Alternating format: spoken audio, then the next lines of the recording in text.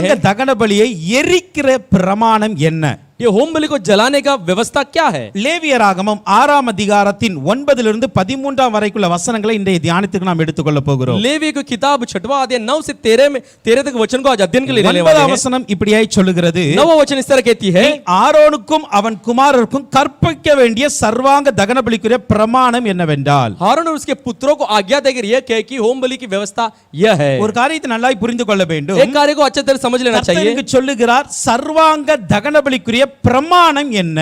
यहाँ पे होम बलि के बारे में व्यवस्था क्या है? பிரமாணம் என்றால் ஒரு சட்டம் என்று அர்த்தம். व्यवस्था बोलते एक नियम है. அப்போ ஒரு எரிப்பதற்கு கூட அப்படியே நம்ம நினைத்த மாதிரி எரித்து விட முடியாது. जलना बोला तो आपने मनमानी की ओर से जला नहीं सकते. நம்ம சொல்லலாம், நான் தேவன் சொன்னபடி தான் அந்த ஆடையோ மாடையோ கொண்டு வந்தேன். तो हम कह सकते हैं परमेश्वर जैसे कहा ये भेड़ और बैल को हम लाए हैं. அவர் சொன்னபடியே நாங்கள் அதை துண்டித்தோம், அதை வெட்டினோம் என்று நான் பார்த்தோம். तो ऐसा परमेश्वर जैसे कहा उसे टुकड़े किए उसको मारे. அவர் சொன்னபடியே பலிபீடத்தில் நாங்கள் வைத்திருக்கிறோம். ऐसा उसने कहा वेदी को पर रखे. இப்போ நாங்க எப்படினாலும் எரிக்கலாமே, எரிக்கதானே செய்யணும்.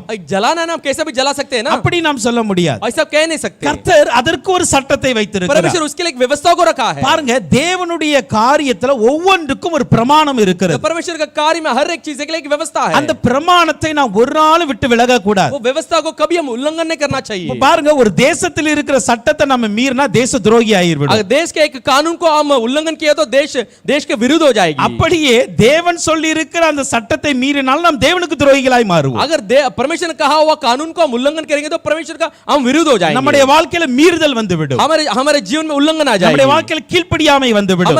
हमारे जीवन में आज्ञापालन नहीं होगा. அதன் மூலம் ஒரு பாவமும் வந்துவிடும். उसके द्वारा एक पाप भी आ जाएगा. அதான் தாவீது இப்படியாய் சொல்லுவார். दाऊद इस तरह कहता है. சங்கீதம் 119ஆம் அதிகாரத்தின் 112ஆம் வசனத்தை பார்க்கும் பொழுது, संगीत 119 उसका 112 में देखते हैं, முடிவு பரிந்தம் இடைவிடாமல் உம்முடைய பிரமாணங்களின்படி செய்ய என் இருதயத்தை சாய்த்தேன். मैं अपने मन को इस बात पर लगाया है कि अंत तक तेरी विधियों पर सदा चलता रहूं. அவர் சொல்றார், நான் என் இருதயத்தை சாய்த்து இருக்கிறேன்னா என் இருதயத்தை அந்த பிரமாணத்தின் மீது எப்பொழுது வைத்திருக்கிறேன்.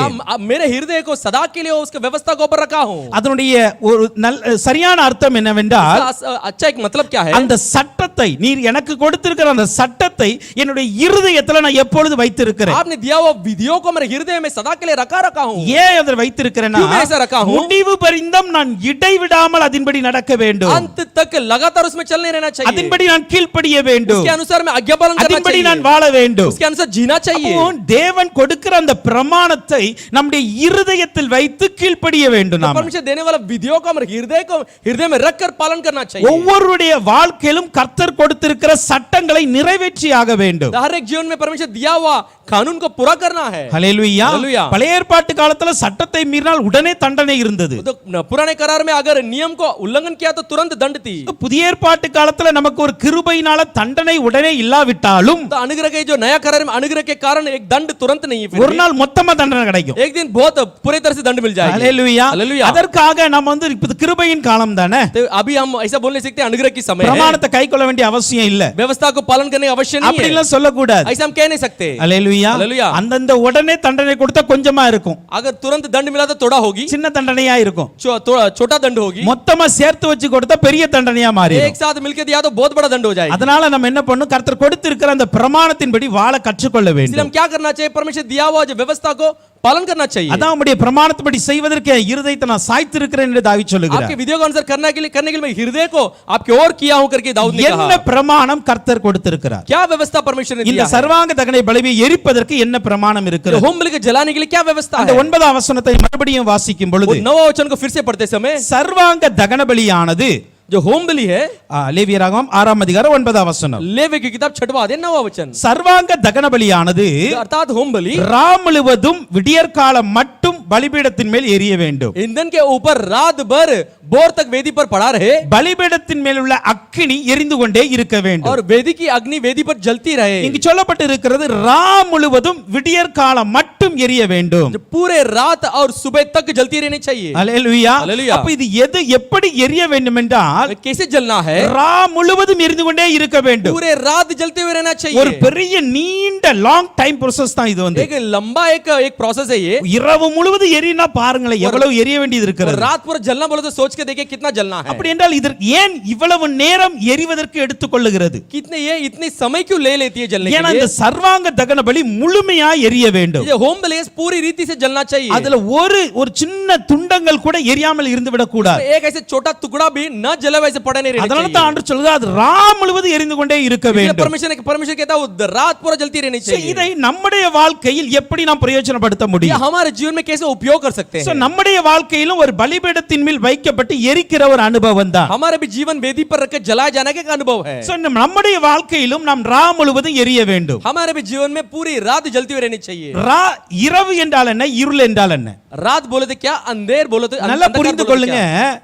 நாம் ஆதியாகமம் 1ஆம் அதிகாரத்தின் 5ஆம் வசனத்தை பார்க்கும் பொழுது उत्पत्ति पहला अध्याय 5वां वचन को देख लीजिए தேவன் வெளிச்சத்திற்கு பகல் என்று பெயரிட்டார், परमेश्वर उजाला को दिन का नाम दिया இரவுக்கு இருள் என்று பெயரிட்டார். अंधियारा को रात का रात இங்கு कहा இரவுக்கு இருள் என்று பெயரிடுகிறார். इधर अंधियारा को रात बोलता है ஆனால் நம்முடைய வாழ்க்கையில இரவு நிச்சயமாய் வரும். तो हमारे जीवन में अंधियारा जरूर आएगी ஆனால் நம்முடைய வாழ்க்கையில இருள் இருக்க கூடாது. लेकिन हमारे जीवन में रात नहीं होनी चाहिए அது எப்படி பிரதர் நீங்க கேட்கலாம். वो आप कैसे करके पूछ सकते हैं இரவு வந்தா இருள் வரத்தானே செய்யும். अगर रात आए तो अंधेरा आ जाएगी ना நம்முடைய தேவன் हमारे परमेश्वर இரவை உண்டாக்கினார், हमारे परमेश्वर रात को उसने बनाया இருளை உண்டாக்கவில்லை. अंधकार को नहीं बनाया அல்லேலூயா அல்லேலூயா. அல்லேலூயா. அல்லேலூயா. பாருங்க வெளிச்சத்தை இருள் இருந்தது, பூமியின் மேல் இருள் இருந்தது. पृथ्वी का ऊपर अंधियारा था வசனம் தான் இருக்கிறது, ஆழத்தின் மேல் இருள் இருந்தது. जो गहराई पर अंधियारा था இந்த இருளை கர்த்தர் பிரித்தார், ये अंधियारा को परमेश्वर ने अलग किया பிரித்து அங்க வெளிச்சத்தை உண்டாக்கினார். उधर रोशनी को उजाला को रख दिया அப்ப இருளை தேவன் உண்டாக்கவில்லை, अंधियारा को परमेश्वर ने बनाया வெளிச்சத்தை உண்டாக்கினார். उजाला को बनाया வெளிச்சத்தை உண்டாக்கிட்டு சொல்றார் उजाला को बनाकर कहता है வெளிச்சம் பகலாய் இருக்கட்டும், तो जो रोशनी उजाला दिन होने இருள் இரவாய் இருக்கட்டும். अंधियारा रात होने இப்ப दो இருள் இரவு என்கிற பெயரை தேவன் தான் இட்டார். उधर रात बोले नाम परमेश्वर ने दिया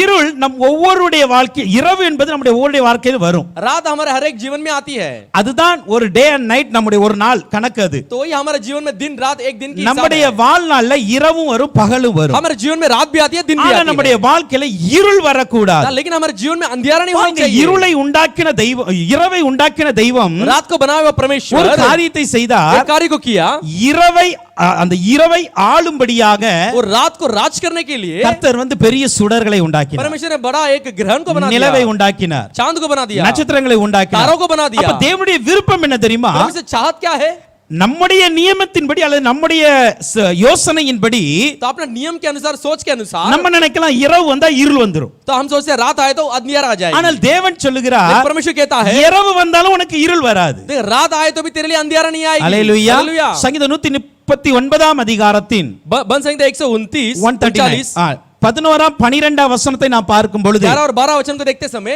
இப்படியாய் அங்கே எழுதப்பட்டு இருக்கிறது, ऐसा आप लिखा गया है இருள் என்னை மூடிக்கொள்ளும் என்றாலும் अंधियारा मुझे चुप जाए डाप लिए तो भी இரவும் என்னை சுற்றி வெளிச்சமாயிருக்கும். रात मेरे ओर चारों ओर उजाला बनकर रहेगी ஹல்லேலூயா. हालेलुया இந்த வசனத்தை என்ன அர்த்தம் அதுக்கு? इसका वचन का क्या अर्थ है இருள் என்னை மூடிக்கொள்ளும் என்றாலும் अंधकार मुझे छुपा दिया तो भी இரவும் என்னை சுற்றி வெளிச்சமாயிருக்கும். उधर रात भी मेरे चारों ओर उजाला बनकर रहेगी இரவில் கூட நமக்கு வெளிச்சத்தை கொடுக்கிற தெய்வம் அவர். उधर रात में भी हमारे लिए उजाला देने वाला परमेश्वर है वो। அதனால தான் நம்முடைய வாழ்க்கையில இரவு வந்தாலும் கூட இருள் வரக்கூடாது என்று சொல்லுகிறார். तो हमारे जीवन में रात आए तो भी अंधियारा नहीं होनी चाहिए உமக்கு மறைவாக இருளும் அந்தரங்கப்படாது, तो आपके लिए जो आप अंधियारा भी नहीं छुपेगी இரவும் பகலை போல வெளிச்சமாய் இருக்கும். तो रात भी आपके दिनों आपके आपके अनुसार उजाला बनकर रहेगी தேவனுக்கு முன்பாக இரவு கூட பகல் மாதிரி தான் இருக்குமா? परमेश्वर के सामने रात भी उजाला के समान है இஸ்ரவேல் ஜனங்கள் கானான் தேசத்திலிருந்து எகிப்திலிருந்து கானானுக்கு போனார்கள். इजराइल लोग मिस्र से कानान के देश में गए கானானுக்கு போகும்போது என்ன நடந்தது? कानान जाते समय क्या हुई பகல்ல மேக ஸ்தம்பம் இருந்தது, तो दिन में बादल की खंबा आई இரவில் என்ன வந்தது? रात को क्या आई அக்னி ஸ்தம்பம் வந்தது. अग्नि का स्तंभ வசனம் खंबा இப்படியே आई சொல்லுது, அவர்களுக்கு வெளிச்சம் கொடுப்பதற்காக. उनको रोशनी देने के लिए யாத்திராகமம் 13ஆம் அதிகாரத்தின் 21ஆம் வசனத்தை பார்க்கும் பொழுது निर्गमन 13 अध्याय 21 वचन को देखते समय அவர்களுக்கு வெளிச்சம் காட்ட அக்னி ஸ்தம்பம் அவர்களுக்கு முன்பாக சென்றது. उनको रोशनी देने के लिए अग्नि का खंबा उनके सामने गई அப்பனுடைய நம்முடைய தேவன் இரவில் கூட வெளிச்சத்தை கொடுக்கிற தெய்வம் தான் நம்முடைய தேவன். हमारा परमेश्वर रात में भी उजाला देने वाला परमेश्वर है அதுதான் நம்முடைய வாழ்க்கையில ரா முழுவதும் நாம் எரிகிற அனுபவத்தில் இருக்க वही வேண்டும். हमारे जीवन में रात पूरा जलने का अनुभव में है ரா முழுவதும் பிரகாசிக்கிற அனுபவத்தில் இருக்க रात வேண்டும். पूरा प्रकाश होने का अनुभव में है ரா முழுவதும் நாம் எரிந்து கர்த்தருக்காய் ஒளி வீசுகிற அனுபவத்தில் இருக்க வேண்டும். रात पूरा परमेश्वर को जलकर उजाला देने वाला अनुभव में होना चाहिए। வேதத்துல ஒரே ஒரு மனிதனுடைய நிலையை மாத்திரம் பார்த்து அடுத்த ஸ்டெப்புக்கு நம்ம போக போறோம். तो शास्त्र में एक ही व्यक्ति के हाल को देखकर दूसरे कदम में जाएंगे। இரவில் ஒளி வீசாத மனிதனுடைய நிலைமை எப்படி இருக்கும்? जब रात में अगर उजाला न देने वाला मनुष्य का हाल क्या होगी? அந்த மனுஷன் ஒளி வீச வேண்டிய மனிதன், वो मनुष्य उजाला देने वाला मनुष्य है, பிரகாசிக்க வேண்டிய ஒரு மனிதன் தான். प्रकाशित होने वाला ஆனால் मनुष्य है। அவனுடைய வாழ்க்கையில அவன் பிரகாசிக்காமல் இருந்ததினால் तो उसके जीवन में प्रकाशित नहीं हुआ, அவனுடைய इसलिए வாழ்க்கை எப்படி மாறினது? उसके जीवन कैसे बदली? ஆதியாகமம் 19ஆம் அதிகாரத்தில் उत्पत्ति 19वां अध्याय நாம் லோத்துவை குறித்து நாம் हम பார்க்கிறோம். लोत के बारे में देखे। அதுல பாருங்க 33ஆம் 35ஆம் வசனத்தை பார்க்கும் பொழுது 33 और 35वां वचन को देखते समय அவருடைய குமாரத்திகள் வருகிறார்கள். उनके बेटियां आती है। குமாரத்திகள் வந்து उसके बेटियां आकर இரவிலே தன்னுடைய தகப்பனுக்கு மதுவை குடிக்க கொடுத்தார்கள். रात को अपने पिता को दाकमधु पिलाए, தகப்பனோட தவறான உறவு வைத்தார்கள். पिता के साथ गलत रिश्ता रखे। அவர்கள் சைனித்தை எழுந்திருந்தையும் அவன் அறியாதிருந்தான். वो जो गलत रिश्ता रखे वो भी नहीं जान नहीं இந்த पाया। லோத் யார்? ये लोत कौन है? அப்படி என்று நாம் பார்த்தோம் என்றால் वैसा हम बोले तो 2 பேதுரு 2ஆம் அதிகாரத்தின் 7ஆம் வசனத்தின்படி दूसरा पत्र दूसरा अध्याय 7वां वचन के अनुसार லோத் நீதிமான். लोत एक धर्मी है। நீதிமான் என்றால் யார்? धर्मी बोले तो क्या? அவன் இந்த உலகத்திற்கு வெளிச்சமாய் இருக்க ये வேண்டிய दुनिया மனிதன். के लिए रोशनी बनकर रहने वाला मनुष्य இந்த है। உலகத்தில் இருள் இல்லாத ஒரு மனிதன் அவன். ये दुनिया में अंधियारा न होने वाला அவன் मनुष्य है। பிரகாசிக்க வேண்டிய ஒரு மனிதன். प्रकाशित होने वाला एक मनुष्य அவன் है। எப்பொழுதும் இரவு வந்தாலும் கூட பிரகாசிக்க வேண்டிய ஒரு மனிதன் தான் நீதிமான். और रात आया तभी प्रकाशित होने वाला एक धर्मी है। இப்ப இந்த லோத் ஒரு நீதிமானாய் இருந்தாலும் अब கூட ये लोत धर्मी हो तो फिर भी அவன் பிரகாசிக்காமல் இருந்து वो விட்டான். प्रकाशित नहीं हुआ। ஹல்லேலூயா हालेलुया। ஹல்லேலூயா. हालेलुया। அவன் பிரகாசிக்காமல் இருந்ததினால் वो प्रकाशित नहीं हुआ, இப்ப इसलिए என்ன நடந்தது என்றால் अब क्या हुआ? அவனை சுற்றி இருந்த இருள் அவனை மூட उसे ஆரம்பித்தது. चारों ओर घेरा हुआ अंधेरा उसके ढांपने लगी। வேதத்தில் நாம் பார்க்கும் பொழுது शास्त्र हम देखते समय லோத் நீதிமான், लोत धर्मी है। லோத்துடைய குமார்த்திகள் நீதிமான்கள் அல்ல. लोत की जो बेटियां वो धर्मी नहीं है। அவர்களை குறித்து வேதம் எதுவுமே சொல்லவில்லை. उनके बारे में शास्त्र कुछ नहीं कही। ஒரு நீதிமானாய் அவர்கள் இருந்திருந்தால், वो अगर धर्मी हो तो கர்த்தருக்கென்று உண்மையுள்ளவர்களாக அவர்கள் இருந்திருந்தால், परमेश्वर के सच्चा व्यक्ति बने तो தகப்பனோடு அந்த காரியத்தை செய்திருக்க पिता के மாட்டார்கள். साथ वो कार्य को कभी नहीं किए அப்ப होंगे। லோத் என்கிற ஒரு மனிதன் लोत नामक वो मनुष्य நீதிமானாய் இருந்தாலும் धर्मी हो फिर भी அவரை சுற்றிலும் இருள் இருக்கிறது. उसके चारों ओर अंधियारा थी। இப்ப அந்த இருள் இவரை மூட ஆரம்பிக்கிறது. वो अंधियारा अभी इनको ढांपने लगी। எப்பொழுது மூட ஆரம்பித்தது? कभी वो ढांपने लगी। இவர் பிரகாசிக்காத பட்சத்துல, ये जो प्रकाश नहीं हुआ उस समय, இவர் கர்த்தருக்காய் எழும்பாத பட்சத்துல, ये परमेश्वर ने न उठा, இவர் इसलिए தன்னுடைய பிள்ளைகளுக்கு அந்த ஒளியை குறித்து சொல்லாத ये பட்சத்தில் अपने बेटियों को जो रोशनी के बारे में नहीं कहा, इसलिए அவர்களுக்குள்ளாக இருந்த இருள் இந்த லோத் என்கிற மனிதனை அவன் ஒளி வீச வேண்டிய மனிதனை இருளாக்க ஆரம்பித்தது. उनका अंदर रहने वाले अंधियारा जिसको लोत प्रकाशित देने वाला उसका ढांप ली। நம்முடைய வாழ்க்கையிலும் இது நடக்கும் தேவ हमारे பிள்ளைகளே. जीवन में भी होगा। நல்லா புரிந்து கொள்ளுங்க. अच्छा समझ लीजिए। நீங்கள் பகலில் ஒளி வீசினாலும் சரி, இரவில் வந்தாலும் ஒளி வீச கற்றுக்கொள்ள வேண்டும். अगर दिन में भी अब रोशनी उजाला बनकर है, रात में நாம் भी उजाला बनना है। எரியாத பட்சத்தில் अगर हम नहीं जले तो நம்மை சுற்றி இருளை சாத்தான் எப்பொழுதுமே வைத்திருக்கான் என்பதை புரிந்து तो கொள்ளுங்க. हमारे चारों ओर शैतान ने अंधियारे को रखा है, समझ लेना அது चाहिए। எப்பொழுதுனாலும் நம்மளை மூடும். वो कभी भी हमें ढांप सकती है। லோத்து நினைச்சு கூட பார்க்கல. लोत सोचा भी नहीं। லோத்து எந்த கெடுத்தது மற்ற யாரும் அல்ல. लोत को बिगाड़ा दूसरा कोई नहीं। ஏதோ ஒரு அந்நிய ஸ்திரீ அல்ல. तो पराय स्त्री नहीं। ஏதோ ஒரு விபச்சார ஸ்திரீ அல்ல. वो एक व्यभिचार स्त्री नहीं है। லோத்துனுடைய பரிசுத்தத்தை, லோத்துனுடைய நீதியை கெடுத்தது சொந்த பிள்ளைகளே. लोत का पवित्रता को, धार्मिकता को बिगाड़ा खुद के बच्चे थे। ஹல்லேலூயா ஹல்லேலூயா. ஹல்லேலூயா. ஹல்லேலூயா. காரணம் என்ன? कारण क्या है? பிரகாசிக்க வேண்டிய மனிதன் பிரகாசிக்காமல் தூங்கி விட்டான். तो प्रकाश देने वाला मनुष्य प्रकाशित नहीं दिया, सो गया। அந்த இரவுல பாருங்க, லோத்தும் அவருடைய பிள்ளைகள் எங்க இருக்கிறாங்க தெரியுமா? तो उस रात में लोत और उसके बच्चे कहां पे पता है? அவங்க ஒரு குகையில் இருக்கிறார். वो एक गुफा में है। ஒரு குகையில் இருக்கிறார். गुफा में है। ஒரு நல்ல ஒரு மனிதனாய் இருந்தால் என்ன செய்திருக்க வேண்டும்? अगर अच्छा एक मनुष्य हो तो क्या करना चाहिए? தன்னுடைய பிள்ளைகள் 2 வாலிப பிள்ளைகள், अपने 2 जवान बच्चे हैं। 2 வாலிப பிள்ளைகள் இருக்கிற இடத்துல 2 जवान बेटियां रहने वाले जगह ஒரு पर தகப்பன் அயர்ந்து தூங்குகிறார். तो एक पिता बहुत गहरा नींद में है। யோசித்து பாருங்க. सोच के देखिए, அவர் இருக்கிற அந்த குகையை சுற்றிலும் எத்தனையோ தவறான காரியங்கள் நடக்க வாய்ப்பு இருக்கிறது. तो उसका रहने वाला जो गुफा के चारों ओर गलत चीज हो सकती है। காட்டு மிருகங்கள் வர வாய்ப்பு இருக்கிறது. जंगली जानवर आ सकती है। தவறான மனிதர்கள் வர வாய்ப்பு இருக்கிறது. गलत मनुष्य आने का जो उपाय है। திருடர்கள் வர வாய்ப்பு இருக்கிறது. चोर आ सकते हैं। ஆனாலும் கூட फिर भी இரவில रात में தன்னுடைய பிள்ளைகளை குறித்து எந்த ஒரு கவலை இல்லாமல், अपने बच्चे के बारे में कुछ चिंता नहीं, தன்னுடைய பிள்ளைகளின் பாதுகாப்பை குறித்து எந்த ஒரு கரிசனை இல்லாமல் तो अपने बच्चे के बारे में सुरक्षा के बारे में कुछ चिंता नहीं, இவர் தூங்க ஆரம்பித்தார். ये सोने लगा। ஹல்லேலூயா ஹல்லேலூயா. हालेलुया। அநேகருடைய வாழ்க்கை இதுதான். कई सारे जीवन वैसी है। நீங்க நாம் திருத்திக் கொள்ள வேண்டும். वो हम ठीक कर लेना चाहिए। இரவு வந்தால் அந்த நம்முடைய இரவில் கூட நாம் வெளிச்சம் வீசுகிறவளா இருக்க வேண்டும். अगर रात आते भी रात में उजाला देने वाला बनकर रहना चाहिए। இங்க நடந்த காரியம் என்ன? इधर क्या हुई? முதலாவது மதுவை குடிக்க வைத்தார்கள். पहला उसको मद पिलाए। ஒரு மனிதன் மது குடிக்க கூடாது. एक मनुष्य मद नहीं पीना है। எபேசியர் 5ஆம் அதிகாரத்தின் 18ஆம் வசனம் சொல்லுகிறது. एफेसियों 5 वादे 18 वचन कहती है துன்மார்க்கத்துக்கு ஏதுவான வெறி கொள்ளாமல் ஆவியினால் நிறைந்திருக்க வேண்டும். क्योंकि इससे लुचपन होता है, आत्मा परिपूर्ण होता है. ஹல்லேலூயா. துன்மார்க்கத்துக்கு ஏதுவான மதுபான வெறி கொள்ளக்கூடாது. अधर्मी के कारण जो मदहोश नहीं होना चाहिए. ஹல்லேலூயா. हालेलुया. மதுபான வெறி கொள்ளக்கூடாது. वो दाखरस से मतवाले नहीं होना ஆனால் இந்த चाहिए. லோத்து அந்த தேவன் சொன்ன அந்த கட்டளை முதல் கட்டளை மீற ஆரம்பித்தார். परमेश्वर कहा वो पहला आज्ञा का उल्लंघन தன்னுடைய किया. வாழ்க்கையில் முதலாவதாக அந்த மதுபான வெறி கொள்ள ஆரம்பித்தார். अपने जीवन में मद के कारण मदहोश मतवाला हो गया. ஹல்லேலூயா. हालेलुया. ஆவியினால் நிறைந்திருக்க வேண்டிய ஒரு மனிதர் आत्मा से भरा हुआ रहना चाहिए मनुष्य. மதுபானத்தினால் நிறைய ஆரம்பித்தார். मद से मदिरा से भरने लगा. இன்னைக்கு நாம் எதில் நிறைந்திருக்கிறோம்? हम किस में भरे हुए हैं? இன்னைக்கு நாம் மதுபானம் என்கிற கடையில விக்கிறதுல நிறையல. तो हम जो मदिरा दुकान में मिलती है उससे नहीं भरे हैं. ஆனா சில அடிக்ஷன் நம்முடைய வாழ்க்கையில் இருக்கிறது. कुछ एडिक्शन, कुछ हमारा சில आदत है, போதைகள் நம்முடைய வாழ்க்கையில் இருக்கிறது. कुछ घृणित चीज हमारे जीवन में है. உலகத்தின் காரியத்தை குறித்த இச்சைகள் நம்முடைய காரியத்தை மூடி இருக்கிறது. दुनिया के कार्य के बारे में लालसा में डापी है. கண்களின் இச்சை நம்மை மூடி இருக்கிறது. आंखों की लालसा में छुपाई உலகத்தின் है. இச்சை மூடி இருக்கிறது. दुनिया के लालसा में डापी அப்படி है. இருக்க கூடாது. ऐसे नहीं होना चाहिए. இரவிலும் கூட ஆவியில் நிறைந்திருக்கிற ஒரு பழக்கமுடையவர்களாய் நாம் இருக்க வேண்டும். रात में भी उजाला बनकर रहने वाले हम बनकर रहना चाहिए. இரண்டாவது நடந்த காரியம் என்ன? दूसरा क्या हुई? மதுவை குடித்த அவர் दाकर उसको पिया हो, ரெண்டு பிள்ளைகளும் தவறான உறவுகளை வைத்தார்கள். दोनों बच्चे गलत रिश्ते रख दिए. ஹல்லேலூயா. हालेलुया. சொல்லப்பட்டிருக்கிறது முதல் நாள் இரவில் அவர் தவறான உறவு கொண்டார். तो पहले रात में गलत रिश्ते रखा, மறுநாளும் அதே தவறான உறவு அங்க நடக்கிறது. अगले रात में भी गलत रिश्ते वहां पे होती है. ஹல்லேலூயா. हालेलुया. ஹல்லேலூயா. हालेलुया. லேவியராகமம் 18ஆம் அதிகாரத்தின் 6ஆம் 7ஆம் வசனம் இப்படியாய் சொல்லுகிறது. लेवी का 18वां अध्याय 6वां और 7वां वचन इस तरह உன் कहती है, தகப்பனையாவது உன் தாயையாவது நிர்வாணமாக்கல் ஆகாது. तेरे पिता या तेरे माता या पिता को तू तो नग्नपन में नहीं देख सकता. ஹல்லேலூயா. हालेलुया. அது ஒரு தகப்பனை தாயை நிர்வாணம் ஆக்க கூடாது என்று வசனம் சொல்லுகிறது. मुझे आपके पिता या माँ को अब नग्न नहीं करना चाहिए.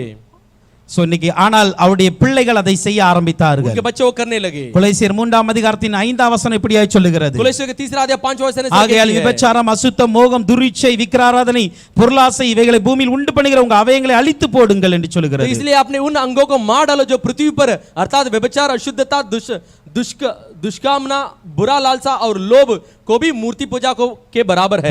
தேவையில்லாத காரியங்களை செய்ய தூண்டுகிற அவயங்களை அழித்து போட்டு இருக்க जो வேண்டும். ना करने वाले ऐसे चीजों को अंगों को नाश कर देना चाहिए. ஆனால் ஒரு மனிதன் ஒளி வீசாத பட்சத்துல लेकिन मनुष्य न उजाला दिया तो அவனுடைய வாழ்க்கையில் அந்த தவறும் நடக்க उसका ஆரம்பித்தது. जीवन में वो गलती भी होने लगा. So, நம்முடைய வாழ்க்கையிலும் கூட நாம் எச்சரிக்கையா இல்லாத பட்சத்தில் हमारे जीवन में अगर चेतावनी के साथ न हो तो நம்மை சுற்றி இருக்கிற இருளின் ஆவிகள் நம்மை ஆளுகை செய்ய ஆரம்பிக்கும். हमारे चारों ओर रहने वाले अंधियारा का आत्मा में राज करने लगेगी. நம்மை சுற்றி இருக்கிற இருளின் அதிகாரங்கள் நம்மை மேற்கொள்ள ஆரம்பிக்கும். हमारे चारों ओर रहने वाली रात की जो अंधियारे के லோத் अधिकार में நீதிமான் தான், லோத் நீதிமான் தான். लोथ एक धर्मी था, ஆனாலும் அவனை சுற்றி இருந்த இருள் மேற்கொண்டது. तो फिर भी उसके चारों ओर की जो अंधियारा उसे மதுபானத்தில் மயங்க வைத்தது. मदहोशी करने लगा, தவறான உறவை அங்க செயல்பட வைத்தது. गलत रिश्ता को वहां पे किया. அதை விட மேலான ஒரு பயங்கரமான காரியம் என்ன தெரியுமா? इससे बढ़कर एक भयंकर कार्य क्या அந்த पता है? வசனம் சொல்லுகிறது, वचन कहती है இதெல்லாம் நடந்தும் கூட அவர் உணராதிருந்தார். ये जब ये सब होते हुए भी वो कुछ स्मरण नहीं किया. ஹல்லேலூயா. ஹல்லேலூயா. உணர்வில்லாதவராய் மாறிவிட்டார். बिना एक स्मरण के बैठा था. எவ்வளவு பெரிய தவறு நடந்து கொண்டு இருக்கிறது. इतना बड़ा गलत चीज वहां पे हो रही है. இவ்வளவு நடந்தும் கூட इतना होते हुए भी அந்த மனிதர் உணர்வில்லாதவராய் இருந்தார். वो मनुष्य कुछ स्मरण नहीं हुआ. ஒரு நாள் அல்ல, एक दिन नहीं, 2 நாள் நடக்கிறது. 2 दिन चलती है. 2 நாளும் உணர்வில்லாதவராய் 2 இருந்தார். दिन भी वो स्मरण नहीं किया. எவ்வளவு மோசமான நிலைக்கு தள்ளப்பட்டார் பாருங்க. कितना भयंकर स्थिति में हाल में था वो. அதுதான் என்னைக்குமே ஒரு தவறு நடக்கும் பொழுது कभी भी कुछ गलती होते समय உடனே திருத்திக் கொள்ள வேண்டும். तुरंत उसको सीधा कर लेना உடனே चाहिए. அதை நாம் ஆராய்ந்து பார்த்து விட வேண்டும். तुरंत उसको जांच कर देख लेना அதை चाहिए. அப்படியே நம்ம விட்டு விடுவோம் என்றால் अगर ऐसे हम छोड़ दिए तो காலப்போக்கில் நமக்கு அதை குறித்த உணர்வே இல்லாமல் போய்விடும். दिन ब दिन उससे करते करते हम स्मरण नहीं होगा. ஹல்லேலூயா. हालेलुया. மது குடிச்ச உடனே லோத்து உஷாரா இருக்கணும். मद पीते ही लो तो होशियार होना चाहिए என் था. வாழ்க்கையில் ஏதோ நடக்கிறது, வித்தியாசமா என் சரீரத்தில் ஏதோ செயல்படுகிறது. मेरा शरीर में कुछ तो भिन्न रूपी से हो रहा है. தவறான உறவு நடக்கும் பொழுது புரிந்திருக்க வேண்டும். गलत रिश्ता होते ही समझ लेना चाहिए. காலையில எழுங்கும் பொழுது அது தெரிந்திருக்கணும் அவருக்கு. अगर सुबह उठते ही जान लेना चाहिए था. தெரியாம போச்சு. वो उसको जान नहीं पाया. 2 நாளும் வசனம் சொல்லுகிறது அவர் உணர்வில்லாதவராய் இருந்தார். 2 दिन वो वचन कहती है बिना स्मरण का था. ஹல்லேலூயா. ஹல்லேலூயா. ஹல்லேலூயா. ஹல்லேலூயா. ஏசாயா 1ஆம் அதிகாரம் 3ஆம் வசனம் இப்படியாய் சொல்லுகிறது, इसाया पहला अध्याय उसका 3रा वचन इस तरह कहती है, மாடு தன் எஜமானையும் கழுதை தன் ஆண்டவனின் முன்னணியும் அறியும். बैल तो अपने मालिक और गधा अपने स्वामी की चरनी को पहचानता है. இஸ்ரவேலோ அறிவில்லாமலும் என் ஜனம் உணர்வில்லாமல் இருக்கிறது என்கிறார். परंतु इस्राएल मुझे नहीं जानता, मेरी प्रजा विचार नहीं करती. என் ஜனம் உணர்வில்லாமல் मेरी இருக்கிறது. प्रजा विचार नहीं करती. ஆண்டவர் எவ்வளவு பாரமாய் கவனமாய் சொல்றாரு परमेश्वर பாருங்க. कितना बोझ के साथ कहता என்னுடைய है ஜனம் உணர்வில்லாமல் मेरी இருக்கு. प्रजा विचार नहीं करती, எத்தனையோ உபவாச ஜெபங்கள், कितना उपवास की प्रार्थना, எத்தனையோ கண்ணீர்கள், कितना आंसू है, எத்தனையோ பிரசங்கங்கள், कितना प्रचार, எத்தனையோ வேதனையான வார்த்தைகள் வருகிறது. कितना दुख भरी शब्द आती है, சுற்றி எவ்வளவோ தவறான காரியங்கள் நடக்கிறது. चारों ओर कितना गलत चीज होती है, மோசமான சூழ்நிலை தேசத்தில் நடந்து கொண்டு बुरा இருக்கிறது. हाल देश में हो रही है. இன்றைக்கும் ஜனத்திற்கு உணர்வில்லாமல் இருக்கிறோம். आज भी लोग की स्मरण नहीं है, இன்றைக்கும் ஆத்தும பாரம் இல்லை. आज भी आत्मा की बोझ नहीं है, இன்றைக்கும் ஜெபம் இல்லை. आज भी प्रार्थना नहीं है, இன்றைக்கும் கண்ணீர் இல்லை. आज भी आंसू नहीं है. அதான் ஆண்டவர் சொன்னார். वही परमेश्वर कहता है, அப்பா என் ஜனம் உணர்வில்லாமல் मेरे இருக்கிறது. प्रजा बिना विचार की बैठी है. உணர்வில்லாமல் இருக்கும் பொழுது என்ன நடக்கும் आज தெரியுமா? बिना विचार के होते समय क्या होगा? எபேசியர் 4 அதிகாரத்தின் 19 வசனம் இப்படியாய் சொல்லுகிறது. एफेसियर 4 अध्याय 19वां वचन इस तरह कहती है, உணர்வில்லாதவர்களாய் சகல அசுத்தங்களையும் ஆவலோட நடக்கும்படி தங்களை காம விகாரத்துக்கு ஒப்பு और கொடுத்திருக்கிறார்கள். वे सुन होकर लुचपन के लग गए कि सब प्रकार के गंदे काम लालसा से किया करे. என்ன நடக்கு தெரியுமா? क्या होती पता ஒரு है? மனிதன் உணர்வில்லாமல் மாறும் பொழுது अगर ये व्यक्ति सुन्न बन गया तो சகல அசுத்தம். सारे लुच्चापन, அப்பனா உலகத்துல எதெல்லாம் செய்யக்கூடாது அத்தனையும் செய்வாங்க. दुनिया में क्या क्या नहीं करना चाहिए सब कुछ करता है. அத்தனையும் செய்யும்படிக்கு वो सब करने के लिए தங்களை காம விகாரத்துக்கு ஒப்பு கொடுத்துருவாங்க. तो अपने घृणित चीजों को सौंप देते हैं. ஹalleluya. हालेलुया. அதனால ரொம்ப கவனமா இருக்க वो வேண்டும். सावधानी से रहना चाहिए. எல்லாரும் இந்த வசனத்தை கேட்கிற ஒவ்வொருவருக்கும் ஆவியான சொல்லுகிற காரியம் அதுதான். ये वचन को सुनने वाला हर एक को पवित्र आत्मा कहने वाला कार्य यही है. இரவில் கூட உங்க வாழ்க்கையில வெளிச்சம் இருக்கணும். रात में भी आपके जीवन में उजाला होना இருளின் चाहिए. அதிகாரம் ஆளுகை செய்திட கூடாது. अंधियारा का अधिकार आपको प्रभुता नहीं करना है. வாழ்க்கையில போதை பழக்கம் வந்தது. ये नशीले पदार्थ की जो आदत इसको आई, தவறான உறவு கொள்கிற பழக்கம் வந்தது. गलत रिश्ता लेने वाले की आदत आई, உணர்வில்லாமல் மாறிவிட்டார். स्मरण नहीं था, ऐसा बदल गया. ஹalleluya. हालेलुया. So, மிகவும் கவனமா இருந்திருக்க वो सावधानी से रहना चाहिए था. So, இப்படி இவர் இருக்கும் பொழுது ऐसा रहते समय என்னுடைய வாழ்க்கை முழுவதுமாய் மாற்றி போட்டது. தவறான உறவு கொண்டது. அந்த பிள்ளைகள் கூட தவறான முறையிலே वो வளர்க்கப்பட்டார்கள். जो बच्चे भी गलत रिश्ते में गलत रास्ते में चलाने लगे. அந்த சந்ததியை பார்க்கும் பொழுது தேவனுக்கு விரோதமான சந்ததியாய் தான் उस இருக்கும். संतान को देखते समय परमेश्वर के विरोध की संतान हो गई. மோவாப் பென்னமி என்கிற 2 பிள்ளைகள் பிறந்தார்கள். मोआब करके और பென்னமி बेनयामीन करके दो बच्चे जन्म हुए. 2 பிள்ளைகளுமே ஆண்டவருக்கு விரோதமான பிள்ளைகளாய் மாறினார்கள். दोनों बच्चे परमेश्वर का विरोध हो गए. இன்னைக்கு நாம் இரவு என்ற ஒரு நீதிமான் எப்படி தவறினான் என்பதை இப்பொழுது பார்த்தோம். तो நாம் रात में कैसे धर्मी ठोकर खाया करके हम देखे. நம்ம நினைக்கலாம் இரவுல நம்ம எப்படி எரியலாம்? अब रात में कैसे जल सकते हैं? இரவுல எப்படி பிரதர் எரிய वो முடியும்? रात में कैसे जल सकते हैं? இப்ப பாருங்க கொலோசியர் 1 அதிகாரத்தின் 13 வசனத்தில் படி कोलोसियर 1 अध्याय 13 वचन के अनुसार இருளின் அதிகாரத்திலிருந்து நம்மை விடுதலையாக்கி रात के अंधकार से छुड़ाकर தமது அன்பின் குமாரனுடைய ராஜ்யத்திற்கு உட்படுத்தி இருக்கிறார். अपने प्रिय पुत्र के राज्य में प्रवेश कराया. தேவன் அந்த இருளின் அதிகாரத்திலிருந்து நம்மை விடுதலையாக்கி இருக்கிறார் என்பதை நாம் புரிந்து கொள்ள வேண்டும். परमेश्वर ने अंधकार के वश में से छुड़ाए करके हम देखते हैं. 2 கொரிந்தியர் 4 அதிகாரத்தின் 6 வசனத்தை பார்க்கும் பொழுது दूसरा ग्रंथ 4 अध्याय 6 वचन के देखते समय இருளிலிருந்து வெளிச்சத்தை பிரகாசிக்க சொன்ன தெய்வம் अंधकार से ज्योति को चमकने कहने वाला परमेश्वर இயேசு கிறிஸ்துவின் முகத்துள்ள தம்முடைய மகிமையின் அறிவாக மொழியை तो यीशु मसीह के चेहरे में होने वाली जो ज्ञान की महिमा को நம்முடைய இருதயத்துல பிரகாசிக்க வைத்தார். हमारे हृदय में प्रकाशित करने लगा. ஹalleluya. கொலோசியர் 4 அதிகாரம் 2 வசனத்தின் படி कोलोसियर 4 अध्याय उसका दूसरा वचन இடைவிடாமல் ஜெபம் பண்ணுங்கள், जो लगातार प्रार्थना कीजिए ஸ்தோத்திரத்துடனே விழித்திருங்கள். और धन्यवाद के साथ जागरूक रहिए. இப்ப இருளின் அதிகாரத்தில் நம்ம மீட்டெடுத்திருக்கிறார். अंधकार के अधिकार से हमें छुड़ाया. அவருடைய ஒளியை நம்முடைய உள்ளத்தில் வைத்திருக்கிறார். उसका रोशनी का हमारे हृदय இப்ப में அந்த रखा. தெய்வம் தான் சொல்றாரு उसका நீங்க எப்பொழுதுமே விழித்திருக்கணும். आप जागरूक रहना चाहिए. நீங்க கேட்கலாம் அப்ப எப்பொழுதே விழித்திருக்கணும் நாங்க தூங்க கூடாதா? तो आपका हम जागरूक रहना बोले तो हम नहीं सोना है क्या? ஹalleluya. हालेलुया.